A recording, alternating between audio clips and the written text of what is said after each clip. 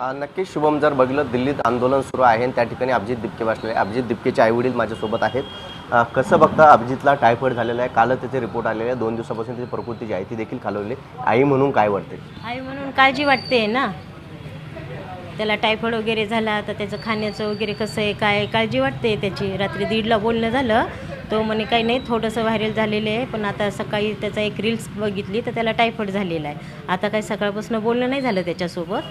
आता त्याचं फोनवर पुन्हा बोलले की त्याला विचारते यावं का काय म्हणून. त्याला एकदा विचारून घेतो आम्ही कसं करावं काय करावं म्हणून. मात्र डोळे भरून आलेत तुमचे. एक आई म्हणून काय?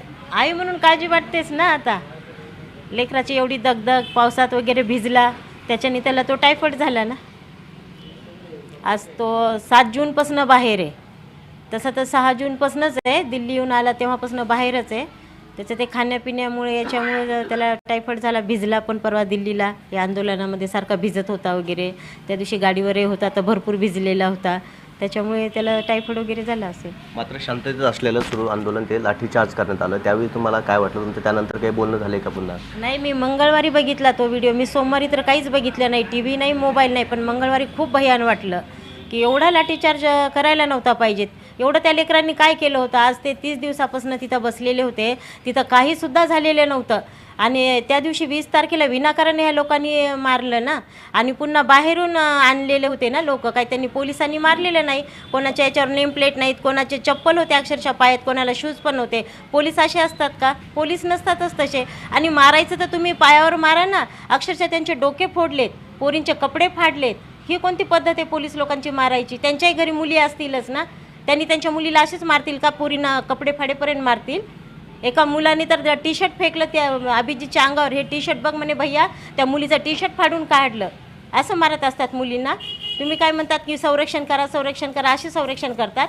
पोलीस लोकांनीच जर मारलं तर दुसरे काय करतील याचा विचार करतात का? अभिजितची काय काळजी वाटते? अभिजितची बहिणीने आताच बोललं की त्याच्या जीवाचा धोका आहे. तुम्हाला काय वाटतं रे?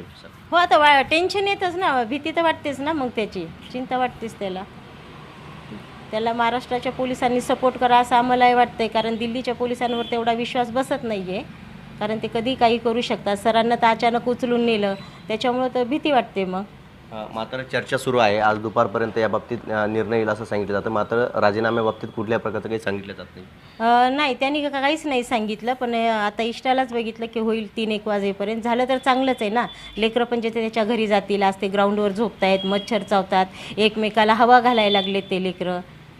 तर ते लेकरं मोकळे होऊन जातील ना. आज जर त्यांनी राजीनामा दिला तर लेकरंही मोकळे होतात. अभिजितला आई म्हणून काय तुमचा पाठिंबा असणार आहे? काय तुमचं मत आहे? आता काय म्हणून पाठिंबा? इतक्या दिवस वाटत होतं, पण आता त्याला भरपूर सपोर्ट यायला लागले. त्याच्यामुळे वाटतं तो जो काय करतोय तर चांगलं करायला लागला, विद्यार्थ्यासाठीच करायला लागला. आज त्या लेकरांना झाले ना, पेपरला आत्ता दिलं आहे त्यांनी की मंजुरी झाली बाबा लेकरांना. त्यांच्या आईवडिलांना बरं वाटत असेल ना की आपल्या पोरांना न्याय हा एक प्रकारे भेटला बाबा. जरी मुलं गेले तर न्याय भेटला, पैशाच्या रूपात का होत नाही, त्यांना भेटला बाबा काही ना काही. अभिजितचे वडील देखील आपल्यासोबत आहेत. कसं बघता या सर्व गोष्टीकडे? सर्व गोष्टी काय, त्यांनी खरं म्हणजे विद्यार्थ्याची ही वेळच नव्हती येऊ द्यायला पाहिजे. 1 महिनाभर उपोषण चालू आहे, ही वेळ येऊ द्यायला ना. लोकशाहीमध्ये असं घडायला ना पाहिजे. ठीक आहे, लोक मागण्या करतात, पण त्यांच्यावर लवकर एक हे करून त्यांचं म्हणणं ऐकून काही त्यांचे काही जास्तीच्या मागण्या असतात तर त्यांना सांगायला पाहिजे होतं की तुमची मागणी अवास्तव आहे. असं काहीही न करता केवळ त्यांच्याकडे 1 महिना म्हणजे एकदम दुर्लक्ष केलं की जे काय ते दुसऱ्या देशातले येऊन बसले, ते आतंकवादी येऊन बसलेत, असा त्यांच्याशी व्यवहार केलेला आहे. आणि आत्तासुद्धा काय काही जणांचं फेस रिडिंग करतायत तिथे. जे कोणी त्यांना सपोर्ट करत आहे त्यांना विचारत आहेत तुम्ही यांना का ते अन्न आणून देत आहे, अन्नाचे पॉकेट वगैरे काय पॅक आणून देत आहेत. त्या लोकांनासुद्धा बऱ्याचशा धमकावण्यात आलं की तुम्ही इथं का आणून देत आहे म्हणे. ते सर्व आंदोलन स्वयंपूर्तीने चाललेलं आहे, लोकांच्या मदतीवर चाललेलं आहे. याच्यावर सरकारने लवकर निर्णय अगोदरच घ्यायला पाहिजे. आताही वेळ करू नये यांनी. यांच्यामध्ये अजून टाईम आहे जास्त. यांनी जर केलं तर अजून विद्यार्थी रस्त्यावर येतील. कारण इथं समाधान कोणीच नाही आहे. सर्व विद्यार्थी रागावलेले आहेत. शाळेच्या फी भरमसाठ वाढलेल्या आहेत.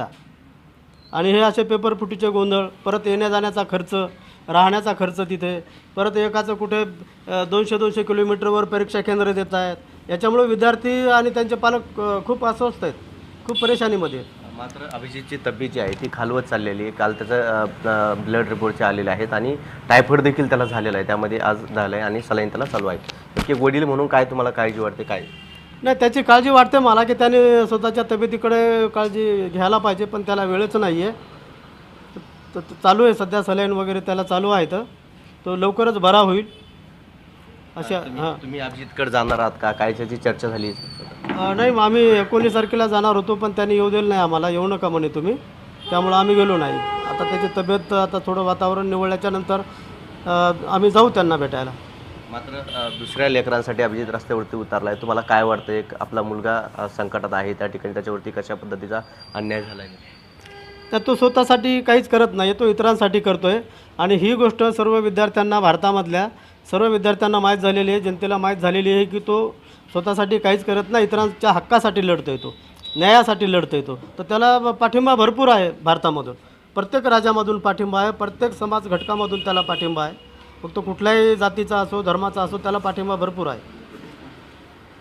अभिजितच्या तब्येतीबाबतीत तुम्हाला काय वाटतंय आणि त्याला काही धोका आहे असं तुम्हाला वाटतंय?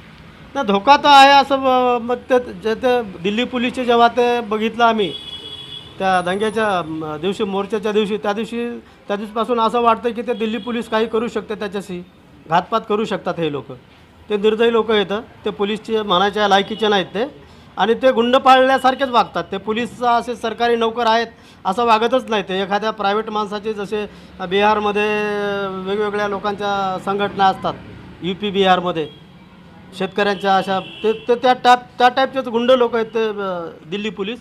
त्यांच्यापासून धोका आहे त्यांना. मात्र अनेक दिवसापासून उपोषण सुरू आहे. आधीपाई राजीनामा झालेला नाही. नाही, राजीनामा होईल ना, यांना राजीनामा देण्याशिवाय पर्याय नाही. अगदी कारण विद्यार्थ्यांची एकच प्रमुख पहिलीच मागणी आहे की राजीनामा द्या. निश्चित. बाकीच्या मागण्या त्यांच्या नंतर आलेल्या आहेत. ते राजीनामा ह्यांनी द्यायलाच पाहिजे आणि देतील राजीनामा. ते आता कळालं आहे त्यांना की त्यांना सपोर्ट किती वाढतोय, आणि हे प्रकरण पुढं न वाढू देण्यास, वाढलं तर हे राजकारणी लोकच कारणीभूत असतील सध्या. तर विजय, आपण पाहतोय अभिजित दिपकेंचे आईवडील हे भाऊक झाल्याचं देखील पाहायला मिळते. दिल्ली पोलिसांवर आमचा विश्वास नाही, हे देखील